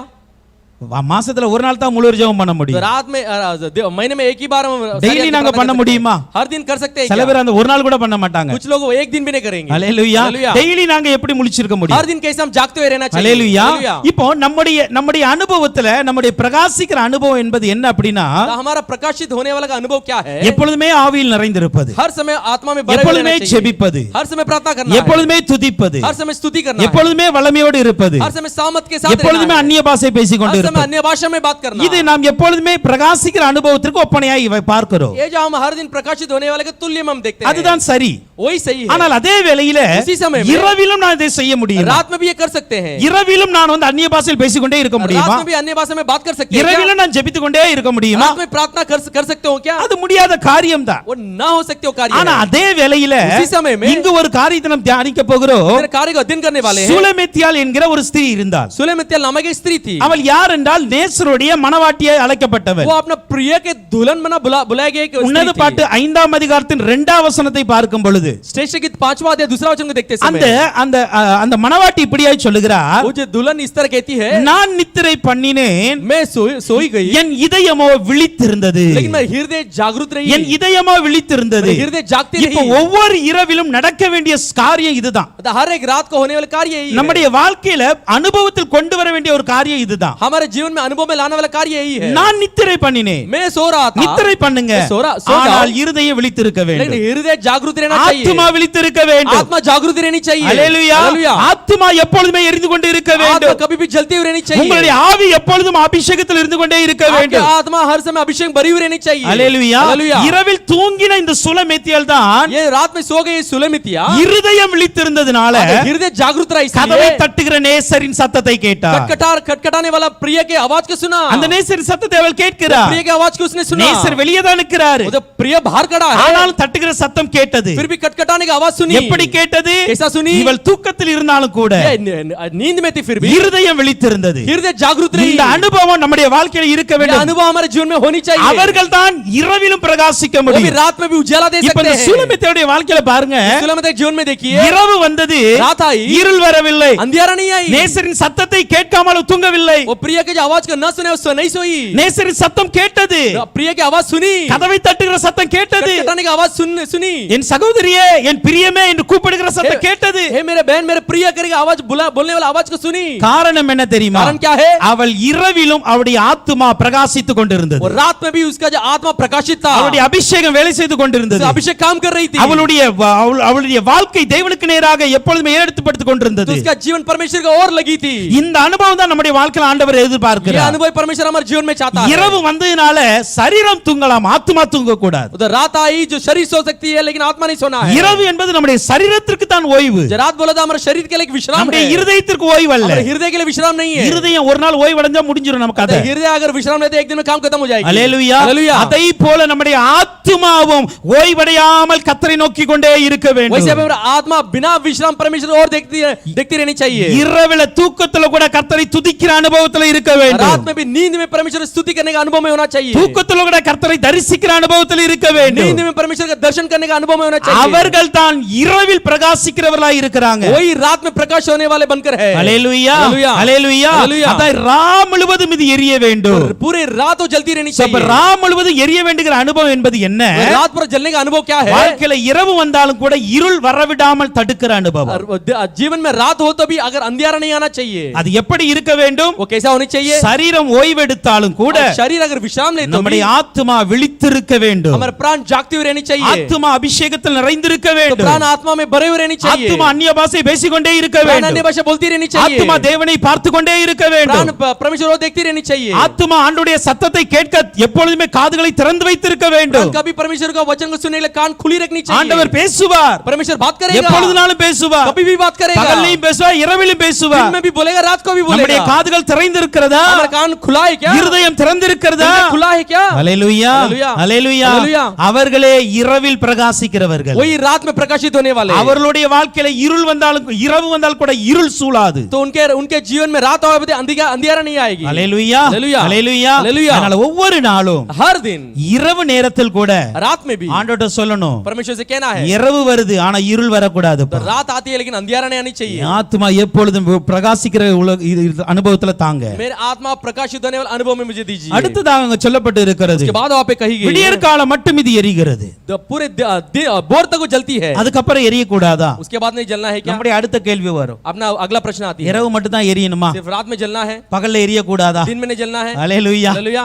அல்லேலூயா. ஏன்னா நம்ம பகல்ல எரிஞ்சு பழகிட்டோம்ல, तो हम दिन में जल कर आदत हो பகல்ல गया ना। ஜெபித்து பழகிட்டோம், और दिन में ही प्रार्थना करके आदत பகல்ல हो गई, ஊழியம் செய்து பழகிட்டோம். दिन में ही सेवा करके आदत हो இப்போ गई। நம்ம யோசிக்கலாம், அப்போ நான் நைட் எரிஞ்சா பகல்ல என்ன பண்றது? तो हम रात में जले तो दिन में क्या करना है? ஆண்டவர் சொல்லுகிறார், जो परमेश्वर விடியற் कहता है, காலம் மட்டும் எரிஞ்சா போதும், भोर तक जला तो काफी है। விடியற் காலத்துக்கு அப்புறம் இதற்கு இன்னொரு காரியம் நடக்கிறது. तो भोर के बाद और एक कार्य होती என்ன है। நடக்கிறது? क्या होती है? லேவியராகமம் 6 அதிகாரம் 10 வசனம். लेवी को 6वां अध्याय 10वां वचन, ஆசாரியன் தன் தலநூல் அங்கியை தரித்து याजक अपने सनी वस्त्रों को पहनकर தன் சணலுள் ஜல்லடத்தை அறையில் போட்டுக்கொண்டு तो अपने तन पर अपनी सनी की जांघिया பலிபீடத்தின் पहनाकर மேல் அக்கினியில் இருந்த சர்வாங்க தகன பலியின் சாம்பலை எடுத்து होम बलि के राख को उठाकर இப்போ விடியற்காலம் வந்த உடனே ये जो बोर आने के बाद இந்த மாம்சம் எரியக்கூடாது, ये जो शरीर नहीं जलनी चाहिए, சாம்பலா இருக்க வேண்டும். राख बनकर रहनी चाहिए. ஹalleluya ஹalleluya. Hallelujah. அப்ப பகல்ல இது எப்படி இருக்க வேண்டும்? वो जो दिन में कैसी होनी चाहिए, சாம்பலா இருக்க வேண்டும். राख बनकर रहनी चाहिए. ராவுல எரிஞ்சா रात में अगर जली பகல்ல சாம்பலா இருக்கலாம். दिन में राख हो जाएंगे. நைட் எரியல அப்படினா अगर रात को नहीं जले பகல்லையும் சாம்பலாக முடியாது, மாம்சமாவே இருப்போம். दिन में राख नहीं बन सकते, शारीरिक तौर पे रहेंगे. ஓகே, இது சாம்பலா இருக்க வேண்டுமால என்ன அர்த்தம் சொல்ல வர்றீங்க கேட்கலாம் நீங்க. ये राख बोले तो क्या मतलब है आप कहने के लिए आते ஆவியானவர் हैं? நம்ம கற்றுக் கொடுப்பாராக. परमेश्वर हमें सिखाएगा. இப்போ இந்த சாம்பல் அடையாளமா இருக்கிறது. ये राख एक चिन्ह के रूप में है. எதற்கு அடையாளமா இருக்கிறது? किसके चिन्ह के रूप में है? முதலாவதாக पहला இந்த சாம்பல் என்பது ये जो राख है பலிபீடத்தில் முழுமையாய் எரிக்கப்பட்டதின் அடையாளமா இருக்கிறது. तो वेदी के ऊपर पूरी तरह से जलाए जाने के लिए एक चिन्ह के रूप में है. பகல்ல நம்ம எப்படி இருக்கணும் தெரியுமா? दिन में हम कैसे होना चाहिए? நைட் ஃபுல்லா நான் எரிஞ்சிட்டு வந்திருக்கிறேன்னு காட்டணும். रात पूरा में जलकर आए करके दिखाना है. சில பேர் பகல்ல இங்க வந்தோன்னே தான் எரிய ஆரம்பிப்பாங்க. कुछ लोग यहाँ पे दिन में आने के बाद ही இங்க जलने लगते வந்தோன்னே हैं. ஜெபம் ஆரம்பிக்கும். यहाँ पे आते ही प्रार्थना शुरू இங்க होती है. வந்தோன்னே அந்நிய பாஷை यहाँ ஆரம்பிக்கும். पे आते ही अन्य भाषा बोलते हैं. ஆண்டவர் அதை எதிர்பார்க்கல. परमेश्वर वो नहीं चाहता है. ஆண்டவர் என்ன சொல்றாரு தெரியுமா? परमेश्वर क्या कहता है? நீ பகல்ல அடையாளமுள்ளவனாய் இருக்க வேண்டும். तो दिन में एक चिन्ह बनकर रहना चाहिए. ராம் முழுதும் எரிந்தவன் என்கிற அடையாளம் இருக்க வேண்டும். पूरी रात जला बोल के एक चिन्ह बनकर रहना चाहिए. ராம் முழுதும் தேவனோடு பேசினவன் என்கிற அடையாளம் இருக்க पूरी வேண்டும். रात परमेश्वर से बात किया बोले के एक चिन्ह के रूप में रहना ராம் चाहिए. முழுதும் தேவனோடு உறவாடின என்கிற அடையாளம் இருக்க வேண்டும். रात पूरा परमेश्वर के रिश्ते में बढ़ते गया बोल के एक चिन्ह के रूप में रहना அதத்தான் चाहिए. பகல்ல காட்டணும். वही दिन को दिखाना है. பகல்ல ஜனங்கள் அதத்தான் பாப்பாங்க. दिन में लोग वही देखेंगे. ஹalleluya. हालेलुया. டிஎல் மூடி என்கிற ஒரு பிரசங்கியார் இருந்தார். टीएल मूडी नाम एक प्रचारक थे. பெரிய பிரசங்கியார். बहुत बड़ा प्रचारक थे. நல்ல பெரிய अनेक லட்சக்கணக்கான மக்களை தேவனுடைய பாதையில் நடத்தினார். कैसे लाखों लोगों को परमेश्वर के मार्ग में चलाया. அவரிடத்துல ஒரு நாள் ஒரு கேள்வி கேட்டாங்க. उसके पास आके एक प्रश्न किए. என்ன பாஸ்டர் உங்க ஊழியத்துல மட்டும் இவ்வளவு அற்புத அடையாளங்கள் நடக்குது? क्या पासवान जी आपके जो सेवा में इतना चमत्कार होती है? உங்க ஊழியத்துல மட்டும் ஜனங்கள்லாம் இப்படி அழுது கண்ணீர் வடிச்சு ரட்சிக்கப்படுறாங்களே எப்படி? आपके जो सेवा में सब लोग रोकर उद्धार के लिए उद्धार में आते அப்போ हैं. அந்த தெய்வ மனிதர் சொன்ன ஒரு வார்த்தை என்ன தெரியுமா? परमेश्वर का मनुष्य कहा हुआ शब्द क्या है? நான் எரியறேன், मैं जल रहा हूं, தேவன ஜனங்கள் பார்க்கறாங்க. लोग परमेश्वर देखते हैं. ஹalleluya. हालेलुया. அப்ப இதுல இருந்து என்ன காரியம் புரிந்து கொள்ளணும் தெரியுமா? इसमें क्या हम सीख लेना चाहिए? நம்ம எரிஞ்சாதான் தேவன ஜனங்கள் பார்ப்பாங்க. तो हम जले तो ही वो लोग परमेश्वर को देखेंगे. நைட் நம்ம எரிஞ்சா अगर रात को हम जले तो பகல்ல நம்ம ஊழியத்துல தேவன் வெளிப்படுவார். उधर दिन में हमारे सेवा में परमेश्वर प्रकट होगा. ஹalleluya. हालेलुया. ஹalleluya. हालेलुया. அப்போ நம்ம நைட் தான் எரிய வேண்டிய நேரம். रात को जलने का समय है. ஆனா பகல்ல அடையாளமா இருக்க வேண்டிய நேரம் அது. दिन में चिन्ह बनकर रहने वाला समय பகல்ல है. நம்மை பார்க்கும் பொழுது இவன் தேவனோடு பேசி இருக்கிறான் என்பதை சொல்லணும். दिन में देखते समय परमेश्वर से रात में बात क्या करके இவன் தேவனோடு நடந்து கொண்டிருக்கான் என்பதை சொல்லணும். परमेश्वर चलता बोल के बोलना चाहिए. ஹalleluya. हालेलुया. யோனோக்கை குறித்து நம்ம வாசிக்கிறோம்ல, तो येनो के बारे में हम पढ़ते हैं ना, தேவனோடு சஞ்சரித்தான் तो परमेश्वर का रिश्ते में लगा रहा. சொன்னாங்க ஜனங்கள். तो वहां पे लोग कहे, அப்படியே நம்மளை பார்த்து சொல்லணும். तो वैसा हमें भी देख के कहना है. So, முதலாவதாக இது முழுமையாய் எரிந்ததற்கான ये அடையாளம். पूरी तरह से जल गया इसके लिए एक चिन्ह है. இரண்டாவது இது எதற்கு அடையாளம் தெரியுமா? दूसरा क्या चिन्ह है? ஆதியாகமம் 18ஆம் அதிகாரத்தின் 27ஆம் வசனத்தை பார்க்கும் பொழுது उत्पत्ति 18 अध्याय 27वें वचन को देखते समय ஆபிரகாம் இப்படியாய் தேவனை பார்த்து சொல்லுகிறார், अब्राहम इस तरह परमेश्वर देख के कहता இதோ है, தூளும் சாம்பலுமாய் இருக்கிற அடியேன் என்று சொல்லுகிறார். मिट्टी और राख हूं करके कहता है. அப்போ சாம்பல் என்று அவர் ஒப்பு கொடுக்கிறார் என்றால் என்ன காரணம் தெரியுமா? राख बोल के अपने सौंपता बोले तो क्या मतलब है? தன்னுடைய தாழ்மையை அங்கு காட்டுகிறார். अपने नम्रता को वहां पे दिखाता है. ஆபிரகாம் சொல்லல நான் விசுவாசத்தின் தகப்பன் தான், तो अब्राहम ऐसा नहीं कहा मैं विश्वास के நான் पिता எவ்வளவு हूं, பெரிய நீதிமான். मैं कितना बड़ा धर्मी हूं. இல்ல இல்ல அவர் என்ன சொன்னார் தெரியுமா? नहीं उसने क्या कहा? தேவன்ட்ட சொல்றாரு, परमेश्वर से कहता है, நான் தூளும் சாம்பலுமான அடியேன்பா. धूल और राख हूं करके कहता है. அப்ப இந்த சாம்பல் என்பது தாழ்மையின் அடையாளமாய் இருக்கிறது. ये राख जो है अपने दीनता को दिखाती है. அப்ப ராவல எரிஞ்சா अगर रात में जले तो பகல்ல பெருமை பாராட்ட மாட்டோம். दिन में हम घमंड नहीं करेंगे. எப்பொழுதுமே தாழ்மையாய் இருக்கிறவர்களாய் நாம் இருக்க हर வேண்டும். समय एक नम्रता से रहना, दीनता से रहना मनुष्य बनकर रहना ஜனங்கள் चाहिए. பார்த்த உடனே சொல்லணும், लोग देखते कहना है, ஊழியர்கள் பார்க்கும் பொழுது சொல்லணும், सेवक देखते कहना है, இந்த பிள்ளை தாழ்மையா இருப்பாங்கப்பா. ये जो बच्चे हैं नम्रता से रहेंगे. தாழ்மைலாம் அவ்வளவு சீக்கிரம் வந்துராது. वो नम्रता इतना आसानी से नहीं நீங்க आएगी. நினைக்கிற மாதிரி ஹம்பிள்னஸ் அவ்வளவு சீக்கிரம் வராதுங்க. आप सोचने की जैसा जो नम्रता इतना आसानी से नहीं आएगी. நீங்க எந்த அளவுக்கு உங்களை எரிக்க ஆரம்பிக்கலாம் அப்பதான் தாழ்மை வரும். जितने आपको अपने आप को जलाते हैं उतने नम्रता आएगी. இல்லன்னா அப்பப்ப மாம்சம் தலை தூக்கும். नहीं तो कभी-कभी वो जो शरीर है वो अपने सिर दिखाने எனக்கு தான் लगेगी. எல்லாம் தெரியுமே. मुझे सब कुछ आता है. ஹalleluya. हालेलुया. எல்லாவற்றிலும் தாழ்மையாய் இருக்க வேண்டும் என்றார். सब में नम्रता से रहना है तो முழுமையாய் எரிந்து சாம்பலாய் இருக்க வேண்டும். पूरे तरह से जलकर राख होना चाहिए. ஹல்லேலூயா. ஹல்லேலூயா. அப்ப நாம் எதற்கு அடையாளமாய் இருக்கிறோம்? हम किसके चिन्ह बनकर हैं? ஒன்று தேவனுக்காய் எரிந்திருக்கிறேன் என்கிற அடையாளம். एक परमेश्वर का जला हूं बोल के एक चिन्ह बनकर है. இரண்டாவது தாழ்மை இல்லவன் என்கிற அடையாளம் இருக்க दूसरा வேண்டும். एक दीन व्यक्ति बोल के एक चिन्ह है. மூன்றாவது பார்க்கிறோம். तीसरा हम देखते हैं எஸ்தர் 4ஆம் அதிகாரத்தின் 3ஆம் வசனத்தை பார்க்கும் பொழுது एस्तर 4 अध्याय 3 वचन को देखते हैं. ராஜாவின் உத்தரவு கட்டளை சேர்ந்த ஒவ்வொரு நாட்டிலும் राजा का जो राजभवन से प्रकट हुआ हर एक कानून के गए देश में 4:3 எஸ்தர் 4:3 एस्तर के 4:3 யூதருக்குள்ளே மகா துக்கமும் உபவாசமும் அழுகையும் புலம்பலும் உண்டாகி यहूदी बड़ा विलाप करने और उपवास करने रोने पीटने लगे. அநேக ரட்டுடுத்தி சாம்பலில் கிடந்தார்கள். बहुते टाट पहने हुए राख में डाल दिए. மூன்றாவது எதற்கு அடையாளம் தெரியுமா? तीसरे किसका चिन्ह இந்த है? சாம்பல் என்பது ये राख बोले तो மகா பாரத்தின் அடையாளம். ये बहुत बड़ा बोझ का चिन्ह ஒரு है. பெரிய பாரம் இருக்கு. एक बहुत बड़ा बोझ है. என்ன பாரம்? क्या बोझ है?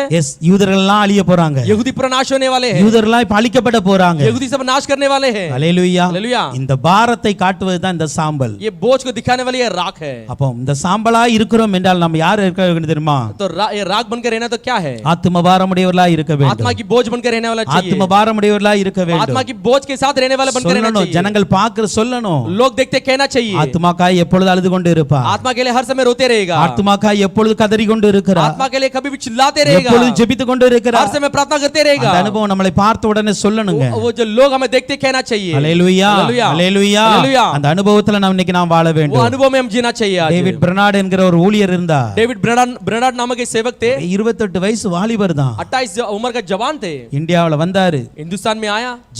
ஜெபித்தே மரண படுக்கையிலும் ஜெபித்தே மரித்து तो போனார். प्रार्थना करके मरण के बिस्तर में प्रार्थना करके मर गया. அவருடைய ஜெப அனுபவத்தை ஆத்தும பாரத்தை பொறுத்து எத்தனையோ ஊழியர்கள் எழுப்பினார்கள். उसका जो प्रार्थना के अनुभव को जो बोझ को देकर कई सारे सेवक उठे. சோ இன்னைக்கு நம்முடைய வாழ்க்கையில அது இருக்க வேண்டும். हमारा भी जीवन में होनी चाहिए. அப்பா என்னையும் ஆத்தும பாரம் உள்ளவனாய் மாற்றுங்க. मुझे भी आत्मा के बोझ वाले बना दो. என்னையும் ஜெபிக்கிறவர்களாய் மாற்றுங்க. मुझे भी प्रार्थना करने वाले बना दो. நானும் தேசத்திற்காய் திறப்பில் நிற்கிறவர்களாய் மாற்றுங்க. मैं भी देश के लिए जोखिम में खड़े रहने वाले ஒரு அடையாளம் உள்ளவர்களாய் மாறணும். एक चिन्ह बनकर रहना चाहिए. ஏசாயா 61ஆம் அதிகாரத்தின் 3ஆம் வசனம் சொல்லுகிறது. ஏசாயா 61वां अध्याय 3 वचन कहती है. சியோனிலே துயரப்பட்டவர்களை சீர்படுத்தவும் सियोन में विलाप करने वाले को सिर करो. சாம்பலுக்கு பதிலாக ஆனந்த தைலத்தையும் கொடுக்கிறார். राख को दूर करके सुंदर पगड़ी बांधता हूं. நான்காவதாக இந்த சாம்பல் எதற்கு அடையாளம் தெரியுமா? चार राख किसके तुल्य में है? துயரத்தின் அடையாளம். जो विलाप की एक चिन्ह है. துயரம் என்பது தெரியுமா? வேதனையின் அடையாளம். अगर विलाप बोलते वेदना के अनुभव है. ஆண்டவர் அப்படிப்பட்ட துயரத்துல இருக்கறாங்க அவங்கள சீர்படுத்த போறேன். तो वैसा विलाप में ऐसा दुख में रहने वालों को मैं सिर அவருடைய வாழ்க்கையில இருக்கிற சாம்பலை நான் சிங்காரமாய் மாற்ற उनका जो போகிறேன். जीवन का जो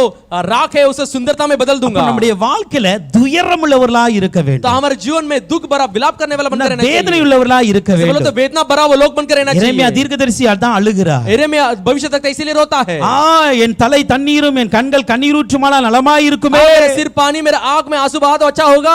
என் ஜனங்கள்லாம் அழிந்து கொண்டு लोग இருக்கிறார்கள். पर नाश हो रहे हैं. இன்னைக்கு அப்படிப்பட்ட வேதனை உள்ளவர்களாய் கர்த்தர் நம்மை ऐसा மாற்றுவார். वेदना भरा हुआ लोग हमें बना दे அப்ப परमेश्वर. நைட்ல எரியறவங்க तो रात को जलने वाले பகல்ல இந்த அனுபவத்துக்கு அடையாளமா இருப்பாங்க. दिन में अनुभव का एक चिन्ह बनकर தேவனோடு உறவாடினோன்னு இங்க அனுபவம் அடையாளம் இருக்கும். तो परमेश्वर से एक रिश्ता में बरकरार रहा இவர்கள் करके தாழ்மையா இருப்பாங்க அடையாளம் இருக்கும். नम्र बनकर रहने वाले बनकर இவர்கள் வேதனையோடு ஜெபிப்பார்கள் என்கிற அடையாளம் இருக்கும். वेदना के साथ प्रार्थना करने वाले बनकर अनुभव में இவர்களுக்கு ஆத்தும பாரம் இருக்கிற அடையாளம் இருக்கும். इनके पास आत्मा की बोझ है ऐसा चिन्ह बनकर रहेंगे. ஐந்தாவதாக தானியேல் 9ஆம் அதிகாரத்தின் 3ஆம் வசனத்தை பார்க்கும் பொழுது जो पांचवा इसमें दानियेल 9वां अध्याय 3 वचन में देखते हैं. நான் இரட்டிலும் சாம்பலில் உட்கார்ந்து தேவனாகிய ஆண்டவரை ஜெபத்தினாலும் விண்ணப்பங்களாலும் தேட என் முகத்தை அவருக்கு நேராக்கி तब मैं अपने मुख परमेश्वर की ओर करके गिड़गिड़ाहट के साथ प्रार्थना करने लगा और उपवास कर टाट पहने राख में बैठकर वरदान मांगने लगा. ஐந்தாவது சாம்பல் எதற்கு அடையாளம் தெரியுமா? राख किसके तुल्य में है? தேவனை தேடுகிறவன் என்கிற ஒரு அடையாளம். परमेश्वर को ढूंढने वाला बोल के एक चिन्ह है. அவருக்கு நேராக என் முகத்தை நேராக்குவேன் என்கிற ஒரு அடையாளம். और मेरा मुंह को सीधा करूंगा ऐसे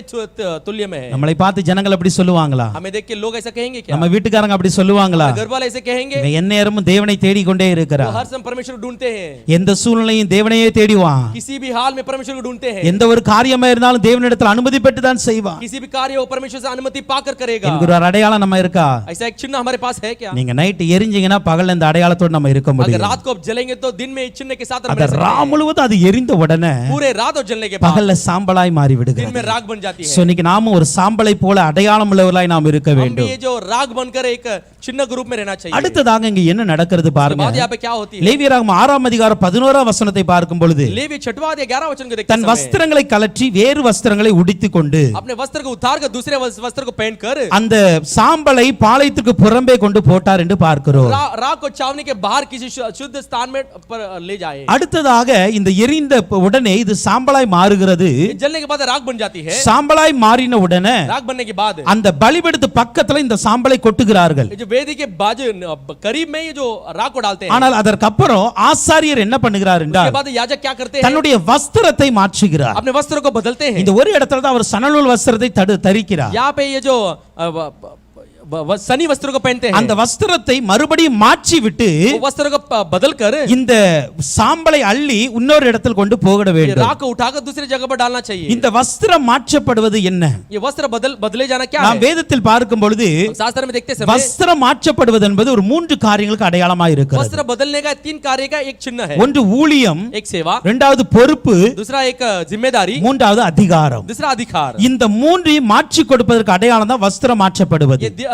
ये तीनों को बदलना बोले तो वस्त्र बदलने का अनुभव है. என்னாகமம் 20ஆம் அதிகாரத்தின் 26 28ஆம் வசனத்தை பார்க்கும் பொழுது गिनती 20वां अध्याय 26 और 28 में देखते समय மோசே ஆரோனுடைய வஸ்திரங்களை கலற்றி और हारून के वस्त्र को उतार कर எலெயாசாருக்கு உடுத்துகிறார். அங்கே एलियासर को पहना. அப்படினா என்ன அர்த்தம் தெரியுமா? मतलब क्या है? ஆரோனுடைய ஊழியம் எலெயாசாருக்கு மாற்றப்படுகிறது. हारून का जो सेवा एलियासर को बदला அவருக்கு கொடுக்கப்படுகிறது என்று அர்த்தம். दिया जाता है करके அப்ப मतलब है. நாம் எப்பொழுது சாம்பலாய் மாறி இருக்கிறோமோ जब हम राख बनकर रहते हैं அப்போ நம்முடைய வாழ்க்கையில ஊழியங்கள் கொடுக்கப்படும். तो हमारे जीवन में सेवा दिया जाता है. அல்லேலூயா. அல்லேலூயா. ஊழியத்தை அப்பதான் பெற முடியும். और सेवा को तभी पा सकते हैं. உடனே பெற்றுக்கொள்ள முடியாது. तुरंत हम पा नहीं सकते. இன்னைக்கு வந்து ஞானஸ்நானம் எடுத்து நாளைக்கு ஊழியம்லாம் கிடைக்காது. आज आके बपतिस्मा लेकर कल सेवा नहीं मिलेगी. இன்னைக்கு அபிஷேகம் பெற்ற நாளைக்கே நான் ஊழியம் செய்ய போறேன்னு சொல்லக்கூடாது. आज अभिषेक पाकर कल मैं सेवा करने जाना ऐसे नहीं நீங்கள் कहना चाहिए. எரிந்து சாம்பலாகி அடையாளமாய் மாறும் பொழுதுதான் கர்த்தர் ஊழியத்தை கொடுக்கிறார். अब जलकर राख होने के बाद एक चिन्ह बदलते समय परमेश्वर सेवा को देता है. அதை போல பாருங்க ஆதியாகமம் 41ஆம் அதிகாரத்தின் 14ஆம் வசனத்தை பார்க்கும் பொழுது उत्पत्ति 41:14 को देखते समय பார்வோன் யோசேப்பினுடைய வஸ்திரத்தை கலற்றி மாற்றுகிறார். அங்கு तो फिरौन यूसुफ का वस्त्र को बदलता है. வஸ்திரம் மாற்றப்படுகிறது. वस्त्र बदला जाता இங்க है. என்ன நடந்தது? यहाँ पे क्या होता है? யோசேப் இதுவரைக்கும் சிறைச்சாலையில் நல்ல ஒரு பொறுப்புல இருக்கிறார். यूसुफ अभी तक बंदीगृह में अच्छा एक पद में है. எல்லாருக்கும் ஒரு ஒரு ஒரு ஒரு என்னன்னா இன்சார்ஜ் மாதிரி அங்க இருக்கிறார். सबके लिए एक इंचार्ज बनकर है. நல்ல ஒரு பொறுப்பு தான். अच्छा एक जिम्मेदारी. ஆனால் பாருங்க ஆண்டவர் இங்க வந்து இவருக்கு ஒரு பொறுப்பை மாற்றி கொடுக்கிறார். अब एक जिम्मेदारी को बदलता है. இப்போ என்ன சிறைச்சாலையில் நல்ல ஒரு பொறுப்புல இருந்த अभी बंदीगृह में अच्छा एक ஆனா जिम्मेदारी இப்ப था. தேசத்திற்கு ஒரு பொறுப்புள்ள ஒரு அதிகாரியாய் மாற अभी வேண்டும். देश में एक बड़ा एक जिम्मेदारी में तुम्हें सौंपने वाला அதான் அந்த சிறைச்சாலை வஸ்திரங்கள் மாற்றப்படுகிறது அவருக்கு. बंदीगृह का वस्त्र वहां पे बदला जाता அப்ப है. நம்முடைய வாழ்க்கையில ஒன்று ஊழியத்தை கொடுக்கிறார். तो हमारे जीवन में सेवा को देता है. அடுத்து நம்முடைய வாழ்க்கையில ஒரு பொறுப்பை கொடுப்பார். उसके बाद हमारे जीवन में एक जिम्मेदारी சில को देता है. ரெஸ்பான்சிபிலிட்டி நமக்கு கிடைக்கும். कुछ जिम्मेदारी हमें मिलती है. அது என்ன பண்ணணும்? சரியா பண்ணணும். वो ठीक तरह से करना है. சிறைச்சாலையில ரெஸ்பான்சிபிலிட்டி ஒழுங்கா ஃபுல் பண்ணாதான் ராஜா அங்க அரண்மனைக்கு போக முடியும். देखो बंदीगृह में अगर वो जिम्मेदारी को पूरा किया तो महल में जा सकते हैं. இல்லனா போக முடியாது. नहीं तो नहीं जा सकते. அப்ப இருக்கிற இடத்துல நம்முடைய பொறுப்பை சரியா செய்யணும். जिस जगह पर हम है वहां पे जिम्मेदारी को पूरा करना அங்க चाहिए. நம்முடைய வேலையை சரியா செஞ்சோம் उधर அப்படினா हमारे कामों को கர்த்தர் கொஞ்சத்தில் உண்மையில் வேணா अनेகத்துல அதிகாரியா வைப்பார். कुछ में अपना उत्तमता को दिखाया बड़े का अधिकारी बनाएगा. அடுத்ததாக பாருங்க उसके बाद மத்தேயு 27 28 ஐ பார்க்கும் பொழுது मत्ती 27:28 वचन में देखते இயேசு हैं கிறிஸ்துவினுடைய வஸ்திரங்களை கலற்றி यीशु मसीह के वस्त्र को उतार कर சிவப்பான மேலங்கியை உடுத்தினார்கள். करीमजी बाग को उसको पहनाए. இயேசு கிறிஸ்துவினுடைய வஸ்திரம் கலற்றப்பட்டது அங்கே. यीशु मसीह के कपड़े उधर उतारा गया. இங்க என்ன நடந்தது? यहाँ पे क्या हुई? இந்த சிவப்பான மேலங்கி என்ன தெரியுமா? ये करीमजी बाग क्या है? அது ராஜாக்களின் உடை. वो राजाओं का वस्त्र है. அல்லேலூயா. हालेलुया. ராஜாக்களின் உடை. वो राजा का நீங்க वस्त्र है. இங்கிலீஷ்ல பாத்தீங்கன்னா அது வந்து கிங்ஸ் ரோப்னு தான் இருக்கும். तो यहाँ पे अंग्रेजी में देखे तो राजा का वस्त्र करके क्या है? அல்லேலூயா. हालेलुया. அப்ப இயேசு கிறிஸ்து இதுவரைக்கும் ஒரு மீட்பராய் இந்த உலகத்தில் இருக்கிறார். यीशु मसीह अब तक एक छुटकारा बनकर इस दुनिया में ஒரு மனிதனாய் வருகிறார். एक मनुष्य के रूप में आता ஆனா है. இனி என்ன நடக்க போறது தெரியுமா? अब क्या होने वाली है? இவர் ராஜாவாய் நியாயம் தீர்க்க वो போகிறார். राजा बनकर न्याय करने वाला அவர் है. சிங்காசனத்தில் இருக்க वो போகிறார் सिंहासन में बैठने वाला है. என்பதின் அடையாளம் தான் அவருக்கு வஸ்திரங்கள் மாற்றப்பட்டது. इसका चिन्ह ही उसका वस्त्र बदला गया. அப்ப மூன்றாவது தான் கர்த்தர் நமக்கு என்ன பண்ண அதிகாரம் கொடுக்கிறார். तीसरा ही परमेश्वर में अधिकार देता है. ஊழியத்துக்கு வந்த உடனே அதிகாரம் கிடைக்காது. सेवा में आते अधिकार नहीं मिलती. ஊழியத்துக்கு வந்த உடனே सेवा में आने के बाद நம்முடைய வேலையை ஒழுங்கா செய்யணும். हमारे काम को सही तरह से करना है. அல்லேலூயா. हालेलुया. எனக்கு கொடுக்கப்பட்ட அந்த கடமையை நான் சரியாய் செய்ய मुझे வேண்டும். दिया गया जिम्मेदारी को पूरी तरह से करना அதை है. செய்யும் பொழுது इसे करते समय கர்த்தர் அதிகாரத்தை கொடுப்பார். परमेश्वर अधिकार को देता है. அல்லேலூயா. हालेलुया. ஓகே, இது அதிகாரம் கொடுக்கப்படுகிறது என்று நாம பார்க்கிறோம். जो अधिकार दिया जाता है हम देखते हैं. ஆனா இதற்கு நம்ம என்ன செய்யணும் அப்படினா इसके लिए हम क्या करना है? வெயிட் பண்ணணும். इंतजार करना है அல்லேலூயா हालेलुया காத்திருக்கணும் इंतजार करना இங்க है என்ன நடக்கிறது தெரியுமா क्या होती है பலிபீடத்து பக்கத்துல கொட்டின அந்த சாம்பலை जो वेदी के बाजू में गिराया गया இந்த राख को, ஆசாரியன் தன்னுடைய வஸ்திரத்தை மாற்றினதுக்கு அப்புறம் ये याजक अपने वस्त्र को बदलने के बाद அதற்கு அப்புறம் ஒரு பரிசுத்தமான இடத்தில் கொண்டு போடுகிறார் उसके बाद एक शुद्ध जगह पर जाके उसको डालता है லேவியராம் 6ஆம் அதிகாரத்தின் 11ஆம் வசனம் அப்படி சொல்லுகிறது लेवी को छठवा अध्याय 11 वचन इस तरह இப்ப कहती है பரிசு இந்த பலிபீடத்து பக்கத்துல இது கொட்டப்பட்டு இருக்கிறது वेदी के निकट उसको डाला गया है பலிபீடத்து பக்கத்துல கொட்டப்பட்டிருக்கிறதுனா என்ன वेदी के बाजू में डाला गया तो क्या मतलब है இது பிரதான ஆசாரியன் ஊழியம் செய்கிற இடம் ये जो प्रधान याजक सेवा करने वाला जगह है இந்த பலிபீடம் என்பது ये वेदी बोले तो ஆசாரியன் ஊழியம் செய்கிற இடம் याजक सेवा टहल करने वाला जगह है அந்த இடத்துல முதலாவது நம்மை கொட்டுகிறார் கர்த்தர் पहले अपने आप को उधर उंडेलते हैं अपने அப்படினா को என்ன அர்த்தம் தெரியுமா इसका मतलब क्या है முதலாவதாக ஒரு தலைமை போதல் கீழாக நீங்க அடங்கி இருக்க வேண்டும் पहला एक प्रधान बाजवान के अंदर आप हाथों के अंदर रहना चाहिए அவர் ஊழியம் செய்கிற இடத்துல நீங்கள் அவருடைய காரியங்களை கற்றுக்கொள்ள வேண்டும் तो वो सेवा करने वाला कार्य को आप सीख लेना चाहिए ஊழியம் கிடைச்சிட்டு அதிகாரம் கிடைச்சிட்டு ஓடக்கூடாது तो सेवा मिल गई अधिकार मिल गए बोले तो नहीं भागना है முதலாவதாக அந்த ஆசாரியர் ஊழியம் செய்கிற இடத்துல நீங்க கொட்டப்பட்டு கிடக்கணும் याजक सेवा करने की जगह में आप गिरा हुआ रहना चाहिए நான் சொன்னேன் இந்த உடை மாற்றுதல் என்பது ஒரு ஊழியத்தை மாற்றுகிற அடையாளம் சொன்னேன் एक वस्त्र बदलना बोले तो सेवा बदलने का अनुभव में है करके இப்போ ஒரு ஊழியருக்கு கீழாக அவருடைய தலைமையின் கீழ் நாம் அடங்கி இருந்து ஊழியம் செய்யும் பொழுது अगर एक बड़ा बाजवान सेवक का अंदर अधीनों के काम करते समय இப்போ என்ன நடக்கிறது என்றால் क्या होती है அவருடைய வஸ்திரம் மாற்றப்படுகிற ஒரு நாள் வரும் उसका वस्त्र एक बदलने का एक समय आएगी இந்த வஸ்திரத்தை அவரே தான் மாற்றுகிறார் ये वस्त्र को वही स्वयं बदलता நல்லா है புரிந்து கொள்ளணும் अच्छा समझ लेना है வஸ்திரத்தை அவரே மாற்றுகிறார் वस्त्र को स्वयं बदलता है இப்போ அந்த வஸ்திரத்தை மாற்றி கொண்டு வரும் பொழுது वस्त्र को बदल कर आते இந்த समय சாம்பலை எடுத்து ஒரு சுத்தமான இடத்துக்கு கொண்டு போகிறார் राख को उठाकर शुद्ध जगह पर ले जाता இப்ப है நாம் ஒரு தலைமை ஊழியர்க்கில் அடங்கி இருக்கும் பொழுது हम एक बड़ा बाजवान के अधीन रहते समय அவர்கள் நம்மை உருவாக்குகிறார்கள் वो हमें बनाते हैं நம்மை நடத்துகிறார்கள் हमें चलाते हैं அது நடத்துனதுக்கு அப்புறம் तो चलाने के बाद ஒரு பரிசுத்தமான இடத்துல நம்மளை கொண்டு வைப்பாங்க एक पवित्र जगह में जाकर रखते हैं அப்ப இன்னொரு இடத்துல ஊழியத்துக்கு விடுவாங்க दूसरे जगह पर सेवा के लिए छोड़ते हैं அப்பதான் தனியா ஊழியம் செய்ய ஆரம்பிக்கிறோம் तब जगह अकेले में सेवा करने शुरू करते हैं ஹalleluya हालेलुया சொல்றது புரியுதா समझ में आती है ஹalleluya हालेलुया அப்ப அவர்கள் வஸ்திரம் மாற்றினால் தான் நீங்க இன்னொரு இடத்துக்கு ட்ரான்ஸ்ஃபர் ஆக अगर முடியும் वो वस्त्र बदले तो ही आप दूसरी जगह पर जा सकते हैं அவர்களே மனமும் வந்து உங்களுக்கு நீங்க இந்த இடத்துல பண்ணுங்க அப்படின்னு சொன்னாதான் நீங்க இன்னொரு இடத்துல பண்ணணும் वो मन में आकर वो कहना चाहिए ये जगह पर सेवा कीजिए ஹalleluya हालेलुया அது வரைக்கும் என்ன பண்ணணும் तब तक क्या करना है அடங்கி இருக்க வேண்டும் अधीन होते रहना है கீழ்ப்படிந்து இருக்க வேண்டும் आज्ञा पालन करना அவர்கள் चाहिए சொல்லுவதை கேட்டு இருக்க जो வேண்டும் बोलते हैं वो सुनना चाहिए ஹalleluya हालेलुया அப்ப இந்த சாம்பல் ஆனாலும் கூட ये राग बने तो भी நீங்கள் யாரோ ஒருவருக்கு கீழ்ப்பட்டு இருக்கிறீர்கள் आप दूसरे किसी के अधीन है அடையாளமாய் உள்ளவர்கள் தான் चिन्ह बनकर है ஆனாலும் நாம் கீழ் யாரோ ஒரு கீழ் உள்ளவர்கள் आप दूसरे किसी का अधीन है என்பதை நாம் புரிந்து கொள்ள வேண்டும் ये समझ लेना चाहिए அதுக்கப்புறம் தான் பாருங்க சாம்பல்னு எங்கேயும் கொட்டல उसके बाद देखो राग किधर भी ஒரு नहीं डाला சுத்தமான गया இடத்தில் கொட்டப்படுகிறது एक शुद्ध जगह पर डाला गया ஆண்டவர் எங்க கொண்டு போலாம் நல்ல இடத்துல நம்மளை வைப்பார் परमेश्वर हमें जिधर भी ले जाए अच्छे जगह पर रखेगा ஹalleluya हालेलुया கவலையே படக்கூடாது आपको चिंता करने की जरूरत नहीं வெயிட் பண்ணுனவங்களுக்கு நல்ல இடம் கிடைக்கும் इंतजार करने वाला अच्छा एक जगह मिलेगी வெயிட் பண்ணாம அவசரப்படுறவங்களுக்கு ஒண்ணு கிடைக்காது अगर बाद नहीं जो है कि जबरदस्ती और जब आगे आए तो उनको कुछ जगह नहीं मिलेगी ஹalleluya हालेलुया பேதுரு அவசரப்பட்டு இரண்டாவது தடவை மீன் பிடிக்க போயிட்டார் जल्दबाजी पत्र जल्दबाजी करके दूसरी बार मछली पकड़ने चला ஒண்ணும் गया கிடைக்கல कुछ भी नहीं मिला ஹalleluya हालेलुया அப்படி அவசரப்பட்டு நம்ம எங்கேயும் போக கூடாது जल्दबाजी हमने करना चाहिए நம்ம காத்திருந்து ஒரு காரியத்தை ஆண்டவருடைய நடத்துதலின்படி தேவ ஊழியரின் ஆசீர்வாதத்தின்படி செய்யும் பொழுது बात जोकर परमेश्वर के वचन के अनुसार एक सेवक के अधीन के अनुसार करते समय கர்த்தர் அதுல நம்மை மேன்மைப்படுத்துவார் परमेश्वर हमें उसमें आदर देगा இப்ப பலிபீடத்துல அக்கினி தொடர்ந்து எரிகிறது तो वेदी में अग्नि लगातार जल रही है இப்போ இந்த பலிதான் எரிஞ்சிட்ட ये तो बलि तो जल गई ना இதுதான் சாம்பலாயிட்ட ये तो राख हो गई நீங்க அந்த அதிகாரத்தின் 12 13 வசனத்தை பார்க்கும் பொழுது अध्याय के 12 और 13 वचन को पढ़ते समय அக்கினி எரிஞ்சிட்டே இருக்கணும் अग्नि जलते மறுபடியும் எரிஞ்சிட்டே இருக்கணும் उसके बाद भी जलते रहना இது चाहिए எதற்கு அடையாளம் தெரியுமா किसका चिन्ह है ஒரு ஊழியரை உருவாக்கியாச்சு एक सेवक को बना दिए ஒரு நல்ல ஒரு ஜெப வீரர்களை உருவாக்கியாச்சு एक अच्छा एक प्रार्थना वीर को बना दिए ஆனா மறுபடியும் உருவாக்க வேண்டும் என்கிற அடையாளம் தான் மறுபடியும் அக்கினி எரிவது फिर से बनाए जाना बोले उसका जो चिन्ह है वही अग्नि में जो वेदी में अग्नि ஒருவரை உருவாக்கி விட்டோம் என்று சொல்லி நம்ம தூங்கிட கூடாது एक को बना दिया बोल के हम नहीं सोना चाहिए தொடர்ந்து இன்னும் அநேகரை உருவாக்க வேண்டும் लगातार कई सारे लोगों को बनाना चाहिए அதற்கு தான் அடையாளமா இருக்கிறது इसके लिए वो चिन्ह बनकर है ஹalleluya हालेलुया ஓகே சர்வாங்க தகன பலி எரிக்கிற முறை இதுதான் होम बलि जलाए जाने का रीति यही है இது ரா முழுவதும் எரிய வேண்டும் ये रात भर जलती रहना நம்முடைய चाहिए வாழ்க்கையில இருள் அணுகாமல் இருப்பதற்காக हमारे जीवन में अंधियारा नहीं आना चाहिए இரண்டாவதாக இது விடியற் காலத்தில் சாம்பலாக்கப்பட்டு இருக்க வேண்டும் बोर के समय राग होना चाहिए அது நம்மை அடையாளம் உள்ளவர்களாய் वो हमें மாற்றுவதற்காக चिन्ह के रूप में बदल देगी மூன்றாவதாக तीसरा நாம் என்ன பண்ணணும், அதுல சாம்பலாக வரை எரிந்து இருக்கிறோம். राख बनने तक जलते हैं, அடுத்து காத்திருக்க வேண்டும் நாம. उसके बाद बाट जोना है. அல்லேலூயா. ஆண்டவர் நம்மை உயர்த்துகிற வரை நம்மளை உயர்த்துகிற வரை காத்திருக்க வேண்டும். परमेश्वर में ऊंचा करने तक हम बाट जोना चाहिए. அப்பொழுது நம்முடைய வாழ்க்கையில ஊழியத்தை, அதிகாரத்தை, பொறுப்பை கர்த்தர் கொடுப்பார். तभी जाके परमेश्वर हमें सेवा को, अधिकार को, एक जिम्मेदारी को परमेश्वर देगा. கடைசியாக ஒன்றே சொல்லி முடிக்கிறேன். आखिर में एक करके खत्म. லேவியராகமம் 7 ஆம் அதிகாரத்தின் 8 ஆம் வசனத்தை பார்க்கும் பொழுது, लेविय 7वां अध्याय 8वां वचन को देखते இந்த समय சர்வாங்க தகன பலியில ये जो होम बलि है, ஒண்ணே ஒண்ணு எரியல. एक ही चीज नहीं जली. என்னதுன்னு தெரியுமா? क्या है? இவ்வளவு தியானிச்சோம்ல நம்ம, इतना हम अध्ययन किए, ஒண்ணு எரியலங்க. एक नहीं जली. தலையை எரிச்சாச்சு, सिर को जला दिए, துண்டங்களை எரிச்சாச்சு, टुकड़े को जला दिए, தொடையை எரிச்சாச்சு, मांडी को जला दिए, அதே போல குடலையும் எரிச்சாச்சு, और जो अंतड़ी को भी जला எல்லாம் दिया, எரிஞ்சிட்டு सब कुछ जल गई. ஒண்ணே ஒண்ணு எரியல. எது தெரியுமா? एक नहीं जली. क्या है? தோலை எரிக்கல. चमड़े को नहीं जलाए. சர்வாங்க தகன பலியுடைய தோலை எரிக்க மாட்டார்கள். और जो होम बलि में जो चमड़े को नहीं जलाते, பாவ நிவாரண பலியின் தோலை எரிச்சிருவாங்க.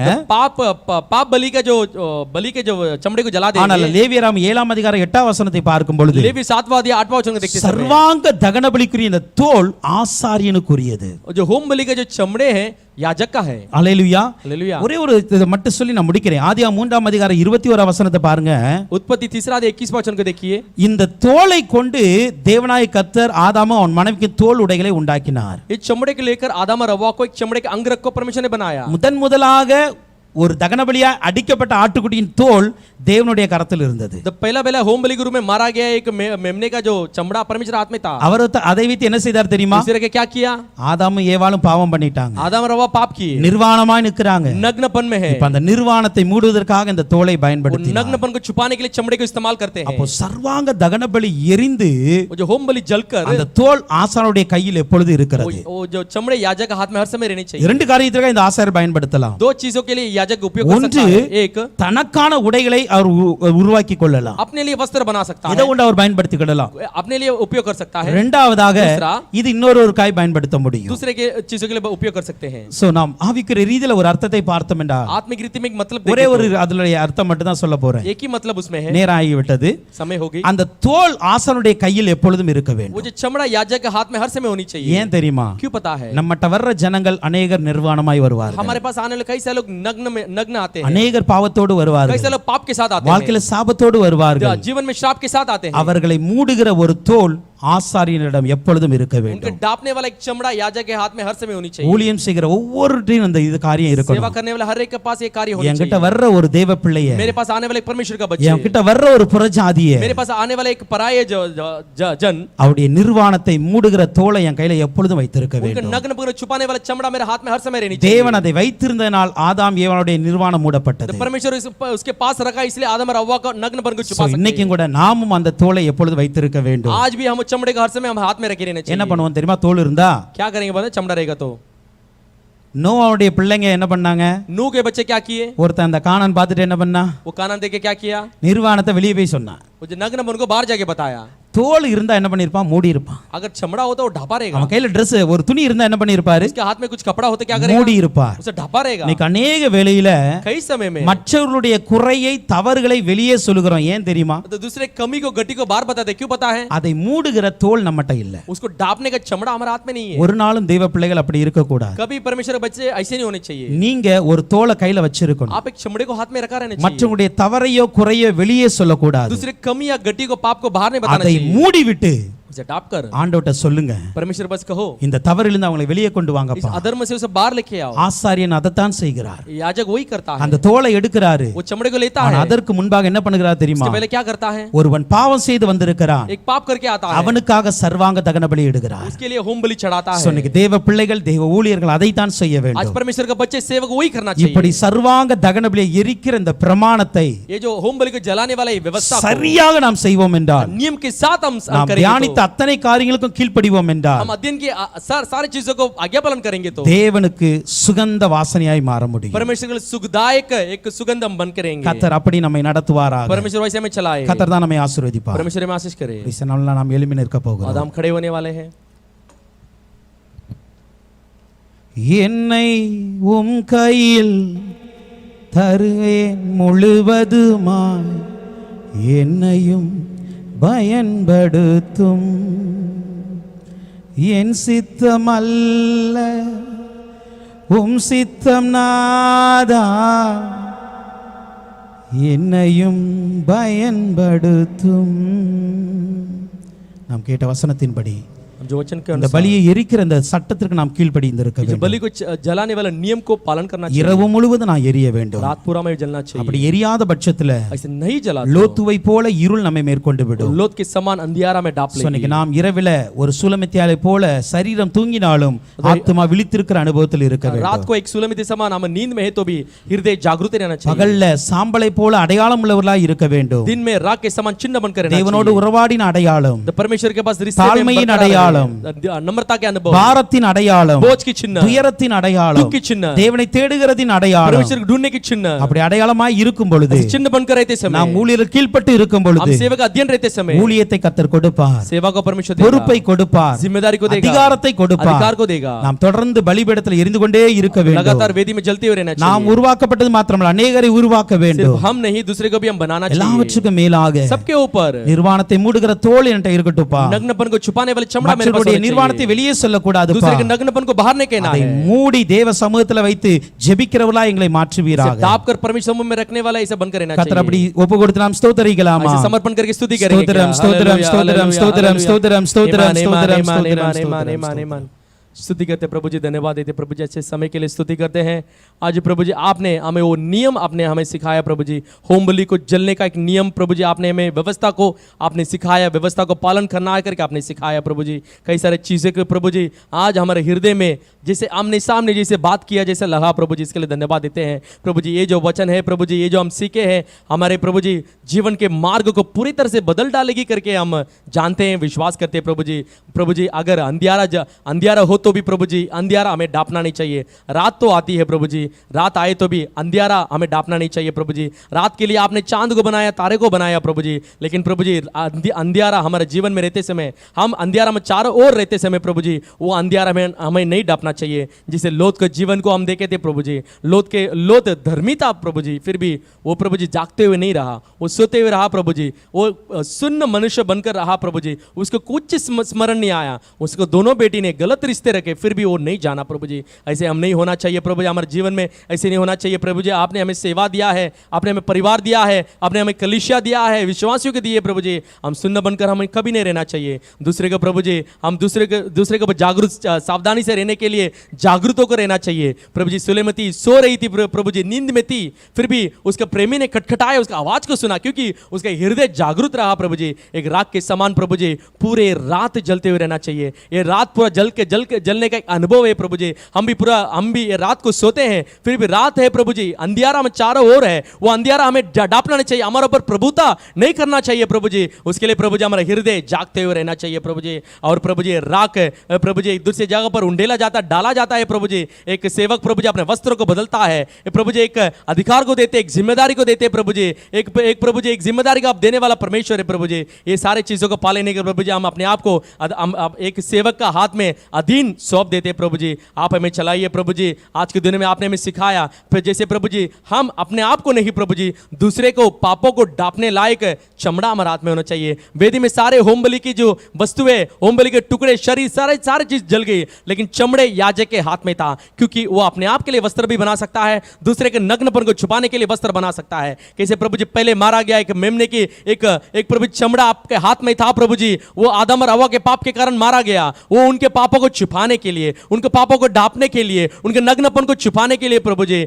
आपने वो वस्त्र को उनके ऊपर आपके एक अंगरख बना के आपने दिया था प्रभु जी। इसके लिए धन्यवाद देते प्रभु जी। हम भी वैसे एक सेवक बनकर रहने के लिए, वैसे एक जिम्मेदारी रूप रहने के लिए, एक अधिकार पाए हुए लोग रहने के लिए, सेवक के अधीन रहने के लिए प्रभु जी अब हम प्रभु जी अपने आप को समर्पण करते हैं। हमारे अंदर कभी भी घमंड बाहर नहीं आना चाहिए प्रभु जी, एक नम्रता हमारे हृदय में पाना चाहिए प्रभु जी। आज भी संदेश दिया हुआ हमारे पासवान जी को आपके ब्रदर को आपके हाथ पे देते प्रभु जी, उनको आप चलाइए प्रभु जी, उनके परिवार को आप संभाल के चलाइए, उनको और अधिक हमारे लिए जो शास्त्र की गहराई को जान लेने के लिए प्रभु जी मदद कीजिए प्रभु जी, उनके द्वारा हमें सिखाइए। आइए हर एक लोग को आशीष कीजिए, सुने हुए हर एक लोग को ये लाभदायक होगा करके विश्वास करते हैं। यीशु मसीह के नाम से मांगते पिता, आमीन।